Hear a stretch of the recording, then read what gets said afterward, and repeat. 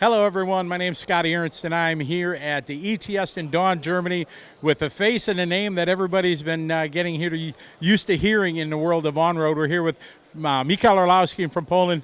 Michal, it's good to see you. This is the first time we've got to see each other since your big time in Florida, winning your first World Championship. Yeah, it's awesome to be here and obviously to see you as well. It's an amazing event every single year at the beginning. Daun, ETS and EOS, so it's such a nice place with a hotel nearby and the area here and the hall and so many entries every single time. So it definitely probably my favorite 2 weekends of the year every single time and my favorite race. Michael, I wanted to talk to you, have a few words, because it's the ultimate goal in any professional RC racer to get a world title, but you and I have been friends for more than a decade now. You're 22, you started racing, you were 5. We first met when you were probably 8 years old. Tell the people that might not know the history of you. You started with Tamiya Cup when you were 5 years old. Yeah, I started when I was 5. It was a Tamiya Mud Fighter, just like a plastic toy two-wheel drive. And then Nico from the shop in Warsaw, he took me to Germany, to Andernach, where Uwe was organizing an event at the Andernach track. And that was my first race abroad in Germany, 2008, I would say. And then in 2009, my journey with ETS started. There was a round in Warsaw organized by Nico as well. So Mr. Nico was a huge part of my career. As together with my dad, they basically supported me at the very beginning. And that was kind of my beginnings, with ETS. I've been racing ETS for pretty much my whole career. So without ETS as well, I wouldn't be where I am. And that was 2009, and I was going through the ranks at ETS, and then EOS eventually as well, racing off-road and on-road, going to the stock class, and always watching Mark, Ronald, these guys battle at ETS. And just wishing one day I could be a world champion like them. And I've been close for a long time and in a few different classes, and then at the end of last year, finally everything came together, and it clicked at that one point when it matters, and I got it done. Absolutely, you did. It was pretty special moment for sure. We go back to some of your roots when you first started racing with Nico and things like that. You're running the Tamiya TT01. You mentioned Mark and Ronald.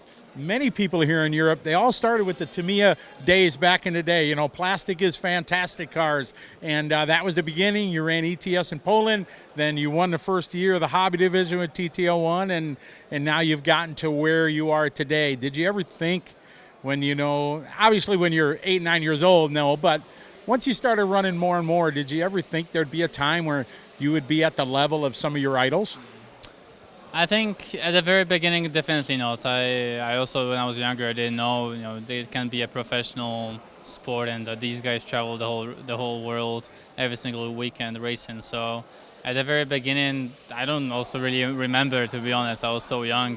But I was just enjoying it with my dad, and I was very lucky that my dad also enjoyed it a lot, and it is still his passion, and he put so much effort into it when I was younger, and nowadays he also watches online. He doesn't get to travel with me so much, but when I was younger racing the Tamiya cars, I was, like I said, watching Ronald. I remember Yannick, he was really young. He was like probably 15 when he won, I think, ETS in Warsaw, and that was really impressive. And I loved watching him race. I remember they were all wearing those little beanie hats. Beanies, yeah. And then I went to a shopping mall in Warsaw with my mom looking for one. We were looking for one for like 2 hours, and we finally found one.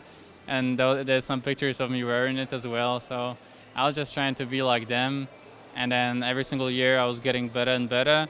But actually in touring car it took me a little bit longer. In off-road it started going well for me already when I was 11. I made a podium at EOS in Poznań in Poland.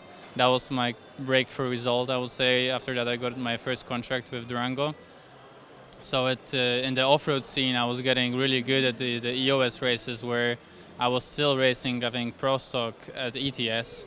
So it took me a little bit longer. With touring car it's so difficult. These guys do it for so long, and there's so much experience to be gained and knowledge, and they go to different tracks and they know exactly what to do. So back then it was very difficult for us to break through to the top, where in off-road was a little bit easier. And then to be honest, with touring car, it's been taking me for a very long time to finally fight with Ronald, Mark, Bruno, and then since basically Daun last year here, a year ago, our touring car program got really, really good, and we've been able to get some wins and be in the fight with them every single time.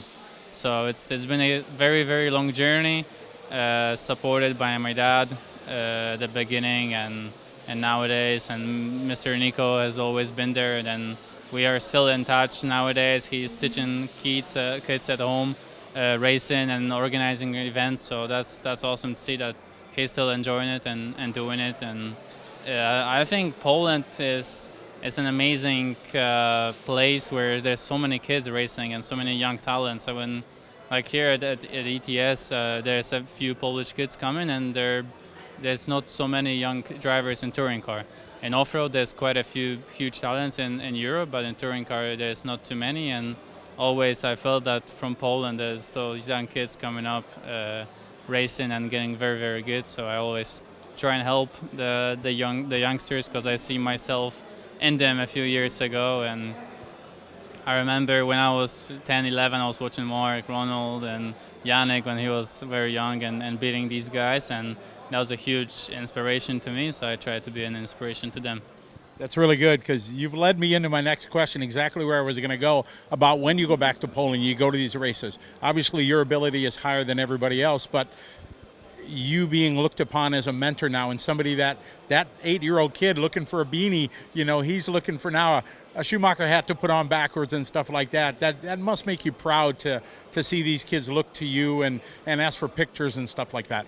Yeah, it's I'm very grateful for that, and it's awesome to see. And yeah, I see myself in them when I was younger. So that's it's like a life goal, I would say, that I had to inspire people. And now I have Sonia traveling around the world, and she's racing the Schumacher cars. Basically, whatever I run, she wants, and it's cool to see her develop in the sport, and her father also supporting her with the racing, and loads of kids in Poland. And I see my body show colors on the track, and small kids trying to dress up like me. Yeah. And so yeah, exactly what I was doing when I was younger, trying to look like Mark and Yannick and these guys, and now they're trying to look like me. So it's awesome to see, and I hope in the next few years I can race with them on the track, because at the moment, I mean, in touring car I'm actually quite young, but in off-road I feel quite old now. The European Championships, the average age in the A main must be maybe my age, I would say. Yeah. I am definitely not the youngest one over there, so it's nice to be here on the driver's end with the older guys and still be the youngest one.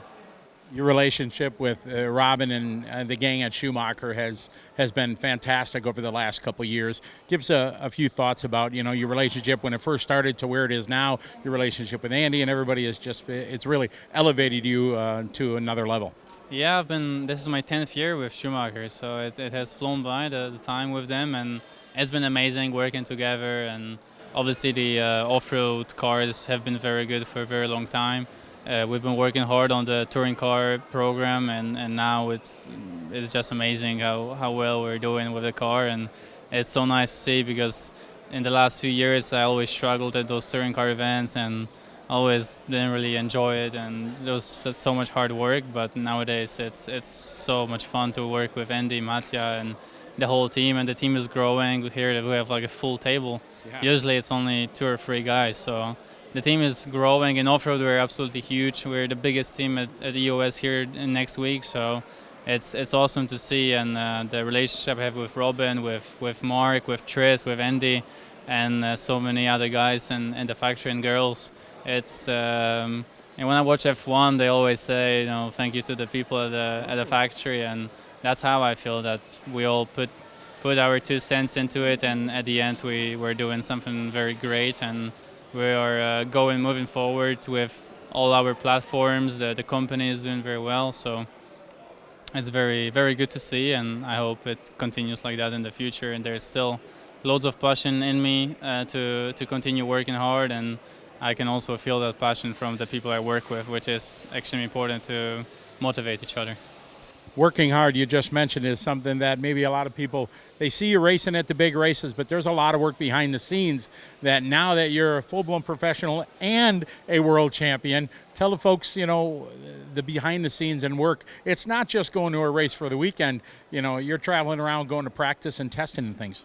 Yeah, just as an example, this trip here started a week ago. I drove by car to Germany to test for 2 days, then from Germany to France for GP3F. After GP3F, me and Mattia drove to Switzerland to test for 2 days.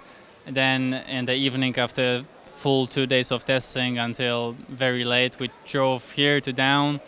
Yesterday, Mattia prepared all our cars because I was just too tired to do anything. So I had a nap during the day. So yesterday I had a nice day. And then we're here. So I've done 3,000 kilometers by car in the last week.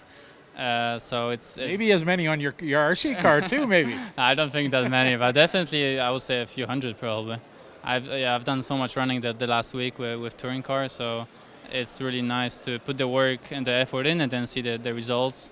And last year I've done 34 weekends in a year, so that's obviously quite a few out of the 52 we have during a year. So it was nice to get a Christmas break, but now we're back into it. And over Christmas I felt just so tired after the whole year, just all the adrenaline coming out of me after the Worlds as well. And then trying to get back into things, prepare for the travel was very, very difficult. But once I got into the rhythm, it's just work as usual. And I still have a huge passion and love for what I do, and that's what drives me forward. And I don't feel tired. I just want to go to the next track, to the next race. After this race, we go to Switzerland again to test with off-road, and then back here for EOS. So it's always traveling, always racing, testing. It never stops the development, and trying to be the best. Life of a rock star, right? It is visiting all those places. I just wish I could see more when we travel, but I'm sure I can find a few days where I can stay in the interesting places to see, because we get to travel to Asia, America. There's the Worlds in Brazil in 8 scale this year. So many interesting places that loads of people don't have a chance to see in their lives. So we have an amazing opportunity in our life, and we need to take advantage of it. Well, I appreciate you taking a few minutes to chat with us here, and congratulations on the world title. And you got a couple ETS wins under your belt, and you're running well so far here in practice, stuff like that. Appreciate it. Wish you the best of luck. Thank you very much, Scotty.